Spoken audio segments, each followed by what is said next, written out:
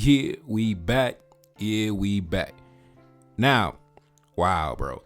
I don't know what's going on in these streets, but the anti-Haitian sentiment is on 100%. The temperature is on 500 degrees. And you know what's crazy? I feel like we had moved past that, right? I feel like we moved past the anti-Haitian sentiment of the 80s and the 90s and things like that. But it seems like, man, they brought us all the way back, right? We right back to square one, man. But anyways, in today's video, I'm going to be coming at a content creator. I'm not going to give her no promotion. It's this lady on the screen right here. Ironically, she's taking a photo with a cat. That's funny. But yeah, so this is going to be the topic of today's discussion. This lady right here has come on my radar recently due to some inflammatory statements that she made towards the Haitian Revolution and our honorable ancestors. And she is what, from what I can tell, is what you would call, the typical white American Christian conservative. Now, these women like these are the wives and the mothers of our enemies, right? These are the ones that transmit these ideologies from their husbands down to their sons. But anyways, I've seen her make some comments in regards to, the hot topic right now was Donald Trump, the Haitian migrants in Springfield, things like that. So from that conversation, I'm seeing a whole bunch of different conversations being sparked off, man. And I'm seeing people resurrecting 200-year-old stereotypes and tropes that have been debunked, and I thought we left them behind, but they resuscitated them and brought them back to life. So anyways, take a look up on the screen. At first, she had said this: immigrants are not citizens and are not entitled to representation in government. J.D. Vance represents the Americans of Ohio, and if immigrants are hurting his actual constituents, he has an obligation to address their concerns. Okay, understandable. Let's continue. She went on to say, it is true that Haitians in Haiti do eat cats, and it's not outside of the realm of possibility that they would continue to do so in the United States. But it's a deflection from the real issue. Regardless of whether cats have been eaten, it is a fact that 20,000 Haitians were dumped in a small town and dramatically changed Springfield's demographics and way of life without the consent of the people who live there. And it's a fact that native Springfielders have suffered as a result of this. All right, let's see where it goes. Let's continue. She went on to say, Black Americans should be concerned about immigration because Blacks should be concerned about immigration because it is often Black communities that are the first and the hardest affected by it. It is unconscionable that we have Black American citizens who are struggling to get by, and the government is prioritizing assistance for immigrants. Now, I see she's trying to weaponize and deploy the divide and conquer strategy. Now, keep in mind that Springfield is like 80% white, right? But she decided to talk about, the blacks, the Black Americans, you should be scared of immigration because they're taking resources from you, even though the Haitians are in a white town. But let's continue. Let's see where it goes. She went on to say, I do not trust Haitians because they have repeatedly demonstrated a propensity for violence, not because of how the nation was founded, but the facts around the founding of their nation make it likely that a lot of them have been raised to hate white people. Okay, now this is going completely off the rails now. This is going completely off the rails now. Now, keep in mind, all of this conversation started because of a debunked rumor that started on a Facebook group. And now you have all these different conversations happening, right? I'm seeing pastors coming out and talking shit about the Haitians. I'm seeing white nationalist social commentators and influencers coming out and talking shit about the Haitians. We got white American conservative Christian women now coming out and talking shit about the Haitians, talking about, I don't trust the Haitians. Like, wow, bro. Like, I'm telling you, this propaganda campaign came out of nowhere at lightning speed. Now let's continue. Let's see where she goes with this. She went on to say, the fact that good Haitians exist does not negate the fact that there are way too many bad Haitians among them collectively. It is not hate to acknowledge that they don't share our values and are incompatible with our lifestyle. It is an objective fact and one that we would be stupid to ignore. Now, keep in mind, Haitians are not even the top 10 demographic in terms of immigrants to the United States. I don't even think we're in the top 15, right? To be honest, we're not even the top 10 or top 15, but for whatever reason, we become the topic of conversation. And I also want to go back to something she said. She said that she doesn't trust Haitians because she feels that we have been raised to hate white people. I wish that was true, but to be honest, way too many of us go to church on Sunday and are way too immersed in Christianity for that to be true, right? We're just like any other Black ethnic group. We are drunk off Abrahamic religions. And even though we are well within our rights to hate you, unfortunately, we do not. Because according to that good book, it taught us to love our neighbors and forgive our enemies. Now, I don't subscribe to those doctrines, but unfortunately, my people do. My people do. We're just like every other black ethnic group. We have internalized the literature in that book. And for the most part, we have forgiven our enemies. I haven't personally, but as a collective, yes, Haitians, they just want to go to work during the week and go to church on Sunday and have some good food for dinner. And that's pretty much it. And then send their kids to school and hope they get good grades. That's pretty much the height of our aspirations. Now let's continue. Now, this is where she goes completely off the rails now, right? Now she goes into her opinion on the Haitian Revolution. Let's hear what she says. She said this. According to eyewitness reports at the time, the blacks ripped open the bellies of pregnant women and forced the husbands to eat the fetus. Their depravity was legendary. When you're killing women, children, and the poor whites in the towns that never owned land or owned slaves, that is genocide. Even the 3,000 whites who foolishly aided the blacks in the hopes of saving their own skin were put to death after victory was declared. When you kill thousands of people who never did you wrong or who even helped you just because of the color of their skin, that is genocide. Now, for those of y'all that watched the video that I put out last week entitled, take a look up on the screen, The History of Anti-Haitian Propaganda from the United States Government. You notice that we had discussed how the narrative of the Haitian Revolution was framed during that time. Like I said, these are old 200-year-old stereotypical racist tropes that have now been resurrected and resuscitated in the modern day in 2024. Since the early 1800s, the dominant narrative surrounding the history of this event has framed our ancestors as the evil, barbaric aggressors and the French colonists as the innocent victims, right? The Europeans were the innocent victims and we were the barbarians, despite the fact that we were the ones who suffered the most. We were the one whose blood was spilled in unimaginable ways. We were the ones who endured the violence and the dehumanization at the hands of the French colonists, right? Many of our ancestors, from infancy to the elderly, died without ever seeing justice. Their lives were taken not in war, but just for sheer pleasure and recreation of the French colonists, right? Now, this lady in the year 2024 is trying to revive old debunked narratives from the 1800s. How did we get here from a rumor on a Facebook group? Like, how did the conversation get to this point? How did the conversation get here, man? Like, I'm telling you, the propaganda I'm seeing on social media right now, I don't even understand how we even got here, bro. But somehow here we are in 2024. The French are the victims, right? Even though they were the architects of the system. And we were the barbarians carrying out genocide. Now let's continue. She went on to say, it was not uncommon for white slave owners to commit unspeakable acts against their slaves. It is true. The rationale for this was threefold. Number one, the whites were vastly outnumbered by the blacks, and they felt they needed to rule with an iron fist to maintain order. Number two, because something like 50% of slaves had died within about 2 years, slave owners wanted to get the maximum value from their slaves, so they worked them too much and too hard. It would not be unfair to say that many of them were literally worked to death.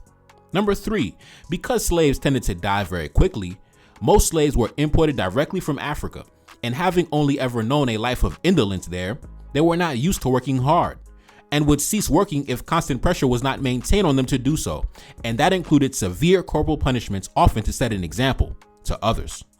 Now, here she's trying to rationalize the mindset of the French colonists, right? She's trying to explain to you why the French colonists was burning you alive and cutting off your limbs and cutting off your ears and gang banging your wife. She's trying to explain the reason why this happened. She's trying to explain the reason why the French colonists was, molesting your 5-year-old sister. She's trying to tell you, the rationale behind the actions, right? What stuck out to me was she said that Africans back in Africa, we had to beat you and torture you to get you to work because you were used to a life of indolence back in Africa. Basically saying back in Africa, you was just a lazy motherfucker. So we had to, beat you damn near to death to get you to work, right?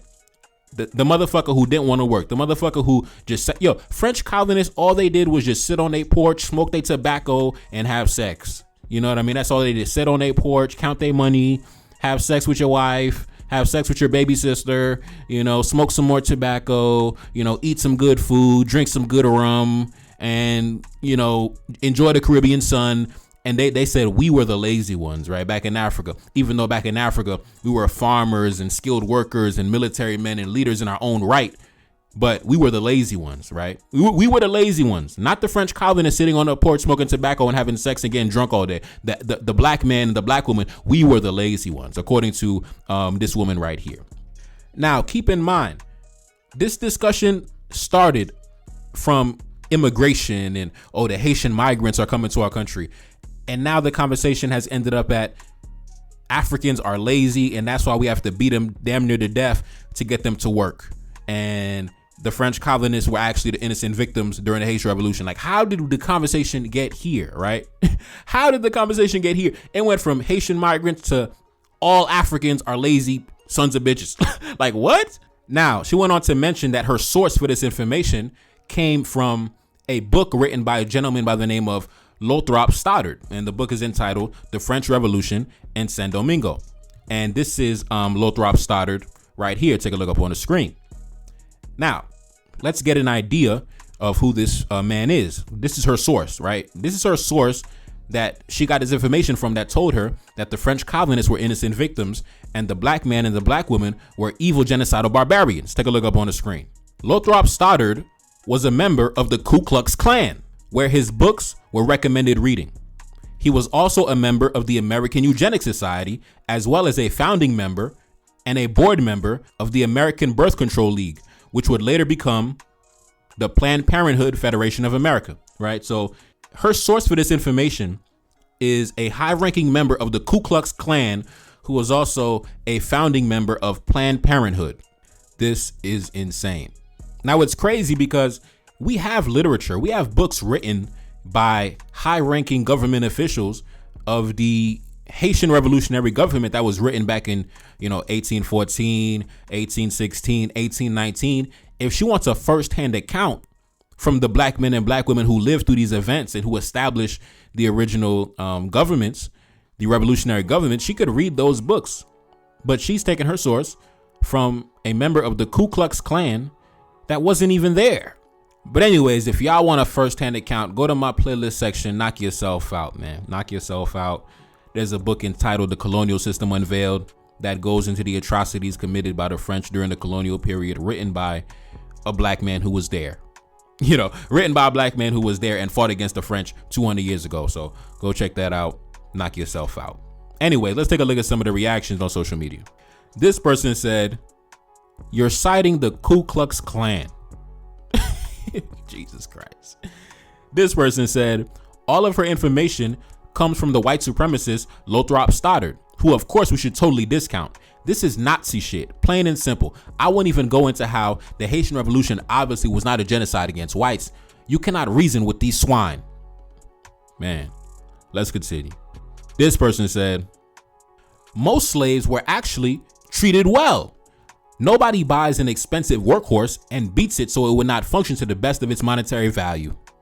Now, on the surface, this makes sense. But when you examine the literature and the first-hand accounts, you realize that torturing their workforce, so to speak, was a form of entertainment for the colonists, right? It was a form of entertainment. Like I told you, they sat around all day, smoking their tobacco, having sex and drinking rum, getting drunk. They were crazy drunkards, man. These dudes was drunk like bro.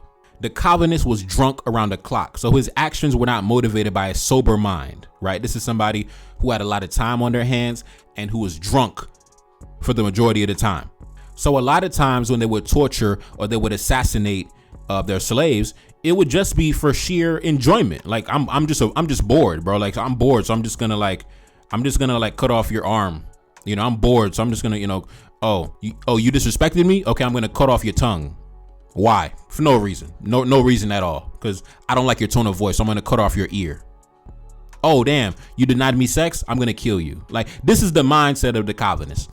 They try to paint a picture of the European colonist as if he's some type of intelligent businessman looking at the profit margins and the losses and no, this is a drunk sadistic motherfucker. I told y'all too. This was the trash of Europe. This was the worst of the worst to come out of Europe. Like I told you, the European aristocracy, they didn't come to the colonies. They sent their worst of the worst to the colonies.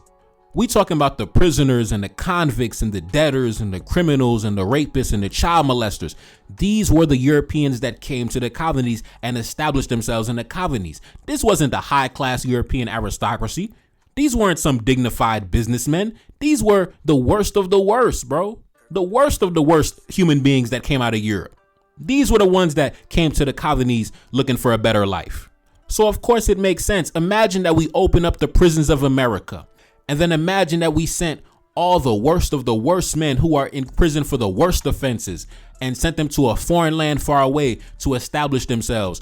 What do you think, what type of activities you think they're going to be engaging in when they have free reign far away in a foreign land, right? Now, on top of that, these men got alcohol habits and drug habits and things like that. Imagine what they're going to be doing if they had slaves. Imagine we open the prisons of America and let the worst of the worst prisoners have slaves. This is what we did. This is what happened in the colonies, right? This is what happened.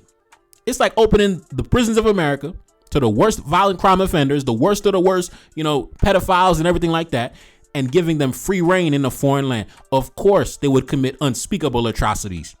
Now let's continue. This person said 11,000 likes for a stupid lie. God, I hate Elon Musk. Not only do these quote unquote eyewitness reports do not exist, but the whites used to do the same exact thing everywhere else. What are you saying? An actual historical report is how the Spaniards butchered and ate the Taínos like beef. Now, I shouldn't be laughing at the Taínos getting eaten like beef. That was very sad and unfortunate. But it just illustrates what I said. These men were the dregs of European society.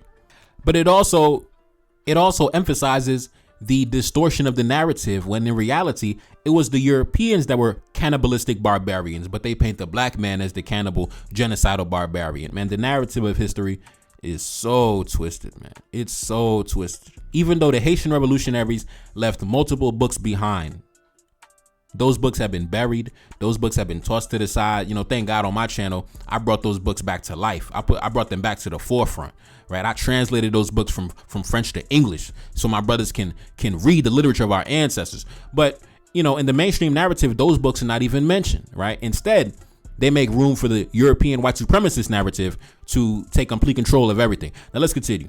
He went on to say, I seriously do not get them. They expected slaves who are being eaten by their masters' dogs as entertainment to sit down and just thug it out.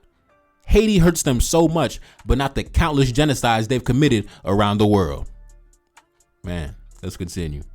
This person said at the top, what a bullshit comment. You enslave me, rape my women in the fields, take my child and work them. You chain me like an animal for decades. Anyone would be driven to those actions. Absolute stupid comment by a privileged scumbag who cannot fathom being inside someone else's head. Now the lady responded and she said this. I can understand killing the individuals who enslaved you, but I'm not innately savage enough to fathom killing everyone who looks like the person who enslaved me, including children who are no threat to me. Maybe you should reflect a little bit on the gravity of taking a human life. My God.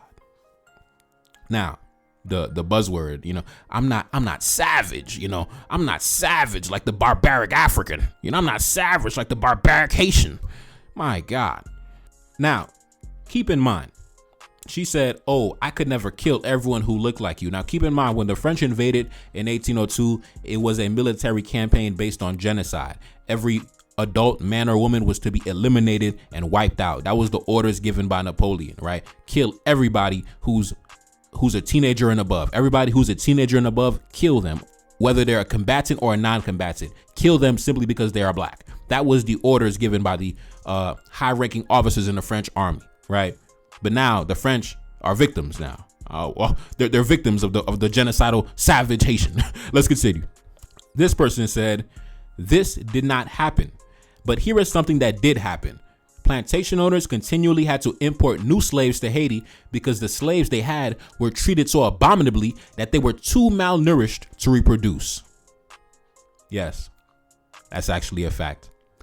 the black women on the sugar plantations and the sugar refineries in the French colony of Saint-Domingue were living under so much stress that they were no longer fertile. They could no longer produce children. That's the real reason why. Whereas in the United States, they had sex farms. So the black women were sitting around getting impregnated and reproducing around the clock to increase the workforce. Whereas in the French colonies, they simply worked the black women to death. And they were living under such stressful conditions. When you're living in constant survival mode and fight or flight mode, and you have cortisol, elevated cortisol levels in your bloodstream, eventually your reproduction system basically just shuts down, right? It just shuts down altogether, because the body is very intelligent. When you're living under, starvation and violence and hard labor, the body simply just allocates its resources towards more important things, like simply staying alive, right? We're not going to waste our energy on, reproduction and things like that. And on the top of that, you're not even getting the proper nutrition. The reproduction system just shuts down altogether. Just shuts down altogether. Now let's continue. This person said, they also killed all the mulattoes, so the majority of black people in America today would have been executed. Oh my God. This is another talking point that I've been seeing promoted by the white conservatives, right? Oh, they killed all the whites and all the mulattoes. Never mind the fact that the author of the book, The Colonial System Unveiled, that book that I was talking about earlier, that was a mulatto Haitian, right? Who was a high-ranking dignitary of King Henry Christophe. That was his right-hand man. He was a mulatto, right? He was a mulatto. Another book that I read, go to my playlist. I have a playlist entitled The Memoirs of Jean-Jacques Dessalines' secretary, right? Dessalines' secretary, who wrote that book that I read, he was also a mulatto, right? So what are these guys talking about, man? This whole Donald Trump fiasco in Springfield, Ohio, now we reviving and resuscitating 200-year-old debunked lies and stereotypes and fake narratives, bro. My God. Let's continue. This person at the bottom responded to him and said, dude, stop. Christophe had paid for African-American freedom and to come there while you people tortured us daily. Fuck you and fuck America. Shout out to my brother Logical Black. Shout out to my brother. But yeah, man, like I said, Christophe's right-hand man was a mulatto, and that is true. I spoke about that on my channel. Christophe, before he died, unfortunately, right before Christophe had a stroke, he had allocated hundreds of thousands of dollars for African Americans to come to Haiti and settle in, and if they wanted to, escape the persecution they were suffering in the United States. In fact, it might have been multiple millions of dollars when you adjust it for the modern day currency. But unfortunately, Christophe had a stroke in the following month, so unfortunately it never happened. But take a look up on the screen. Christophe's attempts to demonstrate to the world that the Negroes were capable of creating and maintaining a stable and efficient government had not achieved much success. For though law and order had prevailed throughout his dominion and his propagandists had written books defending him, in general, the people in the other lands were either ignorant of the facts or inclined to laugh at his pretensions. The French journals, in particular, carried on a regular campaign of slander and mockery. He was presented as a vain and despotic savage. His monarchy, his hereditary nobility, his formal and elaborate court, all were held up to ridicule, while his positive achievements were deliberately ignored. Now, like I told you, man, the anti-Haitian propaganda goes back to the days of Christophe over 200 years ago, bro. This ain't nothing new, man. This is nothing new. When you see these Europeans with these distorted narratives and these inaccurate narratives and just these straight up lies and fabrications, this goes back to the days of our ancestors. This goes back to the days when Christophe was walking around in the palace. You know what I mean? Yeah, they was talking shit back then. Let's continue. Starting at the end of the second sentence. Christophe had received Clarkson's suggestions and wrote through Limonade to American abolitionists offering to defray the cost of transportation for the Negro immigrants, who he was willing to receive without any stipulation regarding the Spanish part of the island. There were many thousands of the free people of color who wished to go to Haiti, but the death of Christophe prevented the signing of an agreement whereby Christophe was to provide a vessel to transport them and to advance $25,000 as a first donation towards incidental expenses. Now, this is what the brother was talking about on that post, right? When the white supremacists had said, oh, the Haitians had killed all the mulattoes and they would have killed all the African Americans. You see, my good brother Logical Black was like, nigga, shut up, bro. Christoph, you know what I mean? Christoph, before he died, Christoph was gonna send a ship to the United States and give us $25,000 advance money to get settled in the country, right? Unfortunately, Christoph had a stroke, shortly after, so it didn't happen. But yeah, man, the lies, man. They said we would have genocided the mulattoes, we would have genocided the African Americans, and man, geez, man, bro, all of this started because of Springfield, Ohio, bro. Golly, man. But anyways, like I said, go to my playlist section. I have a playlist entitled "The Biography of King Henry Christophe." If you wanna listen to me read about the life of Christophe from when he was born until he died, go check that out, man. 12-part series, hours worth of content, legendary material. Let's continue. This person said, they killed all the mulattoes, says the man who has never known a Haitian. If you are right, then why are there so many people of mixed heritage still there and in the Haitian diaspora? Yo, bro. These white conservatives just be lying, bro. Like, golly. Let's continue. This person said, any hand raised against the slavers and the oppressors is a hand of justice. I agree. This person said, many slave owners in America were blacks themselves. My God. This is the deception that the Europeans always use when they talk about the so-called black slave owners. They leave out the convenient fact that many of those so-called black slave owners were those who were simply purchasing the freedom of their friends and family, and those who were actively engaged in large-scale plantation agriculture were mixed race men who were the sons of white men. That's what they don't talk about, right? When they say, oh, the so-called black slave owners, they leave out the fact that those black slave owners were the mixed race sons of white colonists who simply inherited the property and the fortunes of the European fathers, right? They were the sons of white men that were simply carrying on family tradition. And then they turn around and say, look at you, you are the black slave owners. Yo, this is bro. The lies and the fabrication is insane. It is unimaginable. Let's continue. This person said, though their mistreatment does not justify what the slaves did to the whites, what the French suffered in 1804 was a fraction of what Haitians suffered for 200 years. It's really hard to not be on the side of the blacks. Now, this is obviously, a more moderate white supremacist because, he's still trying to sympathize with the white colonists by saying that, we're not going to justify what the slaves did. But, he somewhat has, some reasoning. He says, listen, it's kind of hard not to side with the blacks, but he's still trying to insert some sympathy for the white colonists. Let's continue. This person said, slave masters deserve the absolute worst way of leaving this plane. Everyone associated with them were collateral damage and a result of standing next to terrorists. Absolutely, man. Absolutely. Now let's continue. This person said, it's easy to see how their culture produced the Nazis.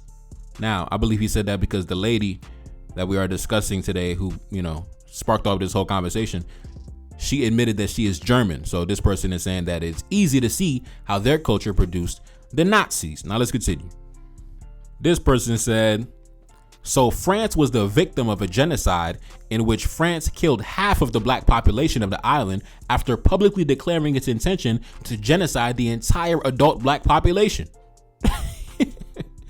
My God, bro, how did they twist the narrative to frame the white colonists as the innocent victim of the evil black savage? That is crazy. Let's continue. He went on to say, the French also pioneered the use of the gas chamber in Haiti. They would cram thousands of Haitians into ship hulls and suffocated them to death by burning sulfur. During the war, France's largest imports to Haiti were dogs to devour Haitians. Man, and can you believe that? Now imagine our ancestors who were living during this time 200 years ago that had to see the European newspapers and the European media, printing presses that disseminated this narrative throughout the world of the innocent French colonist that was genocided by the evil barbaric savage. Oh my God, let's continue. This person said, I'm considering getting a tattoo of Dessalines somewhere on my body. I don't know, man. They did what they had to do. This person said, most of the whites killed post-revolution were plantation owners in the South. Even the French priests, the French doctors, and the French women were spared. The remaining whites were naturalized. This lady said, Haitians don't need the seal of approval of anybody. We don't care whether you think what our ancestors did was right or wrong. We did what we did, and that's it. Straight up, man. Let's continue. This person said, this shit is funny because this is why they wanted you to forget about slavery, so they could say things like this and you wouldn't have a rebuttal. That's a fact. That's a fact. You see, for those of us, we study the literature of our ancestors. When we come across this fabricated propaganda, it really blows our mind. But like I said, when you don't study this, when you don't go into the archives and read the literature left behind by your ancestors, when the enemy comes in with this fake propaganda, you don't got a rebuttal. You don't got a response, right? That's why we got to study the literature left behind by our ancestors, and which is why I'm so internally grateful for our forefathers for establishing their printing presses and releasing these books when they were alive that I read on my channel in my playlist section. Let's continue. This person said, there was a particular trend among the whites of pre-revolutionary Haiti and documented by CLR James in the Black Jacobins, was that of the tendency of white slave owners to pack the anus of a wayward slave with gunpowder and blow it by a fuse. They called it faire sauter un nègre. Now, yes, that was also another method of torture exacted by a slave. They would, like they said, they would shove gunpowder up the ass of a black man or a black woman, and they would blow it up, and then you would die by getting anally blown up through your rectum. Like I said, man, these were the dregs of Europe. These were the Europeans. Like I said, the dregs of society, right? The Frenchman, the Britishman, the Spaniard, whatever that came to the colonies. These were the lowest of the low. These were, like I said, imagine you open up the prisons of America to the most violent offenders. Imagine you open up the mental asylums of America and you sent all these men to an uninhabited land, to a foreign land, and let them have free reign and rule over it. It's no surprise these were the type of activities that we're engaged in. Let's continue. This lady said, these niggas lied about Haitians eating cats. Imagine what lies they tell after they revolted against slavery. Man, let's continue. Now, this brother, he attached one of Christophe's most famous quotes, right? King Henry Christophe, one of his most famous statements. Take a look up on the screen. Christophe said this: did they not hang men upside their heads, drown them in sacks, crucified them on boards, buried them alive, crushed them in mortars? Did they not force them to consume excrement? My God. And after skinning them with a whip, did they not throw them alive to be eaten by the worms, or onto anthills, or tie them to stakes in the marshes to be eaten by mosquitoes? Did they not throw them into boiling cauldrons of cane syrup? Did they not put men and women into spiked barrels and roll them down the mountainside to the abyss? Did they not deliver these miserable blacks to man-eating dogs until they, satisfied with human flesh, left the mutilated victims to be finished off with a bayonet and a dagger? Man, yeah, that was actually, I think Christophe had gave that speech right before the 1804 massacre of the French. I think Christophe had given that speech before, that glorious day in April. Anyway, let's continue. This person said, this is about Mary Turner. This happened in Valdosta, Georgia, where I went to college. Now, if you remember, originally, the lady, this white woman had said, oh, the Haitians were so savage. They killed, pregnant women and cut open their bellies and things like that. That did not happen. That I don't remember reading any literature where that happened. I'm not saying it didn't happen. And if it did happen, listen, they were justified. All praises due to their ancestors. You know what I'm saying? All praises due. But I don't remember that happening, to be honest with you.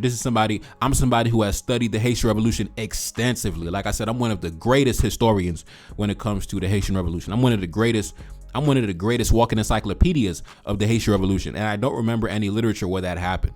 If it did happen, that's awesome. But I don't remember if that happened for real. But what did happen was a black woman by the name of Mary Turner 100 years ago, she actually did have that happen to her. Her belly was actually cut open, and her child were actually murdered by the Ku Klux Klan, white supremacists. Take a look up on the screen. On May 16th, 1918, a plantation owner was murdered, prompting a manhunt which resulted in a series of lynchings in May 1918 in southern Georgia in the United States. White people had killed 13 blacks during the next 2 weeks. Among those killed was Hayes Turner and his wife, Mary Turner. Hayes was killed on May 18th, and the next day, his pregnant wife, Mary, was strung up by her feet, doused with gasoline and oil, and then set on fire. Mary's unborn child was cut from her abdomen and stomped to death. Her body was then repeatedly shot. Nobody was ever convicted for her lynching. So that actually did happen. What happened was Europeans, white men actually did this to our women, right? But this lady wants to turn around and twist and fabricate the narrative and say that, oh, the evil, barbaric, genocidal black man was killing the innocent, pregnant white woman and blah, blah. Man, listen, bro. Listen, everything is all projection. Everything is all projection, man. The fact that they've been able to control the narrative and frame themselves as the virtuous ones, as the honorable ones, as the respectable ones, and then frame us as the aggressors and the barbaric, demonic savages. And the fact that this has been able to go on for so long, and still to this day, it's still going on. In 2024, we're resurrecting old, tired, and debunked stereotypes and racist narratives that have long been thrown in the trash. They've taken it out the trash and put it back on the mainstream consciousness. This is crazy to me, bro. This is crazy to me, bro. I really thought, man, like, we had moved past this, like, finally, but they threw us straight. We back in the 1980s and the 90s again, bro. They talking about Haitians eating cats and, we're the evil, barbaric, genocidal savages. And man, I'm seeing black pastors coming out talking about, the demonic voodoo practitioners and bro, it's crazy what's happening in the past week.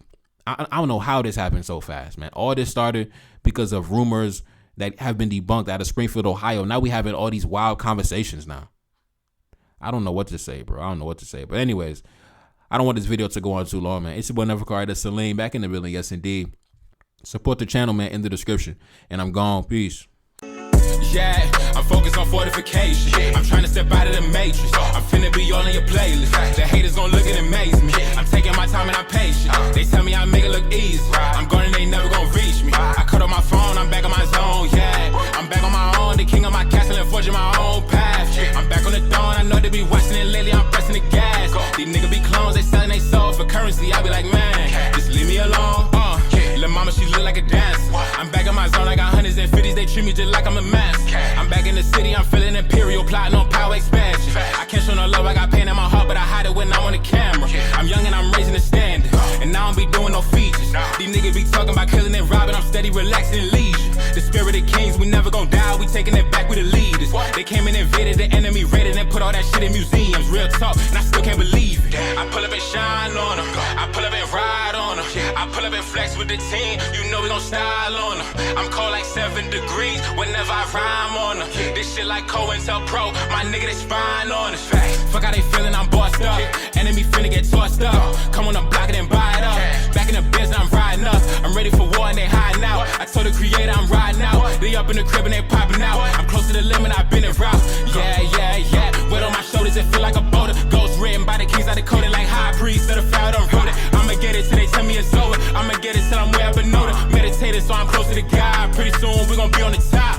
Yeah, I'm focused on fortification. I'm trying to step out of the matrix. I'm finna be all in your playlist. The haters gon' look and amaze me. I'm taking my time and I'm patient. They tell me I make it look easy. I'm going and they never gon' reach me. I cut on my phone, I'm back on my zone. Yeah, I'm back on my own, the king of my castle and forging my own path. I'm back on the dawn, I know they be watching it lately. I'm pressing the gas. These niggas be